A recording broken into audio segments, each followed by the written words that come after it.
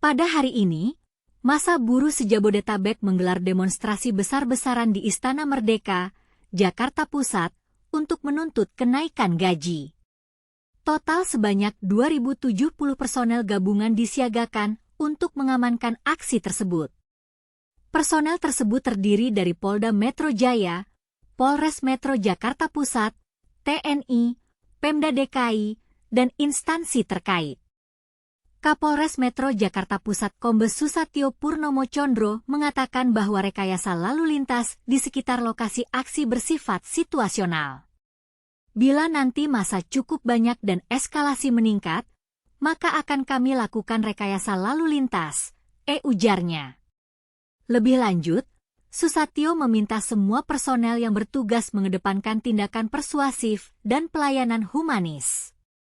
Sementara itu, Kabid Humas Polda Metro Jaya Kombes Ade Arisyam Indradi mengimbau massa menyampaikan aspirasi dengan tertib dan sesuai dengan ketentuan yang berlaku.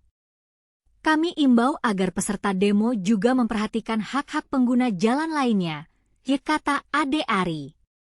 Kepada para korlap dan orator untuk melakukan orasi dengan santun dan tidak memprovokasi massa.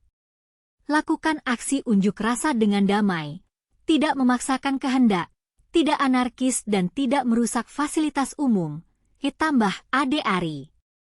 Presiden KSPI, Presiden Partai Buruh Said Iqbal mengatakan bahwa massa akan berkumpul pada pukul 10 pagi di Patung Kuda Jakarta Pusat dan di depan IRTI.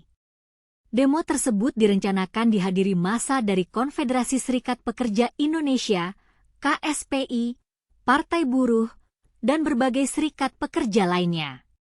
Massa buruh memiliki dua tuntutan, yaitu kenaikan upah minimum tahun 2025 sebesar 8–10% dan pencabutan UU Cipta Kerja, khususnya klaster ketenagakerjaan dan perlindungan petani.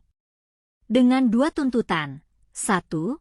Naikkan upah minimum 2025 sebesar 8% hingga 10% tanpa PP No 51/2023, cabut Omnibus Law UU Ketenagakerja, setidak-tidaknya klaster ketenagakerjaan dan perlindungan petani, ujar Said Iqbal. Said Iqbal menyebut surat pemberitahuan telah disampaikan kepada Polda Metro Jaya dan Mabes Polri. Aksi ini tidak hanya melibatkan KSPI, tetapi juga serikat pekerja lainnya, termasuk KPBI, KSBISI, CAGN, FSPESMI, FSPEP, SPN, FSPTSK, SBPI, dan serikat buruh lainnya.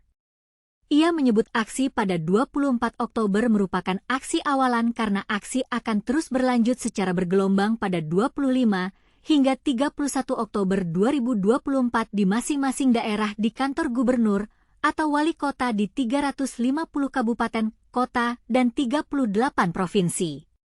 Said Iqbal menyebut, jika pemerintah tidak mendengarkan aksi yang digelar pada 24 Oktober dan rangkaian aksi gelombang hingga 31 Oktober, Serikat Buruh mengancam akan melakukan mogok nasional pada 11 atau 12 November. Said Iqbal meminta pemerintahan Presiden Prabowo mengabulkan tuntutan kaum buruh untuk menaikkan upah minimum. Sebab, menurut Iqbal, sudah 5 tahun buruh tidak naik upah karena sebelumnya sempat terjadi kenaikan upah tetapi di bawah inflasi. Kami berharap pemerintahan yang baru wabilhus Bapak Presiden Jenderal Prabowo Subianto dapat mempertimbangkan untuk mengabulkan tuntutan daripada buruh. Pidato terakhir beliau di acara pelantikan menyiratkan ada keberpihakan kepada rasa keadilan, kepada kesejahteraan dan keberpihakan kepada rakyat yang lemah, kata Said. Sudah 5 tahun terakhir buruh tidak naik upah, hanya 2 tahun terakhir tersebut buruh naik upah 1,58% di bawah inflasi yang 2,8%. Jadi bukan naik upah, 2 tahun terakhir nombok 1,3%. Tiap bulan nombok, bukan naik upah dan 3 tahun sebelumnya 0%, ujarnya. Bagaimana menurut Anda? Apakah tuntutan massa buruh ini akan dikabulkan oleh pemerintah? Bagaimana cara pemerintah dapat memenuhi tuntutan kaum buruh?